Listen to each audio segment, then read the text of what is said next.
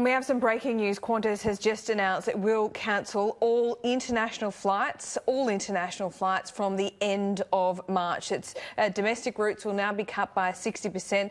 2/3 of Qantas employees will be stood down during this time. That's to preserve longer-term prospects and dividends. Well, shareholders of Qantas, the payment of about $201 million worth of dividends will also be deferred this year. So, Pete, this is quite, not surprising in many ways. Qantas had already announced 90% of its services internationally were to be cut, but now that is 100%, perhaps some ad hoc services still, but from the end of March. Well, it's a significant announcement, and that follows the announcement from Virgin the other day. So that means there must be very limited international flights now that are taking place between Australia and the rest of the world. So that will probably come from international carriers. But Qantas had already announced a couple of days ago that they were going to drop 90% of international flights. So I presume that the only ones that were left were LA to Sydney, Sydney to London.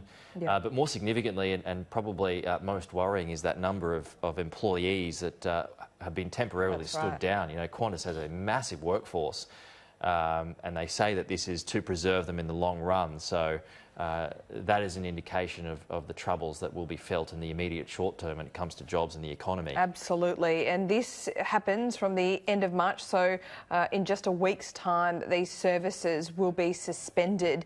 And that will at least remain, according to this statement to the ASX, until the end of May. So for 2 months, no international flights. Qantas still saying that on an ad hoc basis, they might run some flights. They'll be in close contact with the government in order to repatriate some Australian citizens that could be stranded overseas because of this announcement.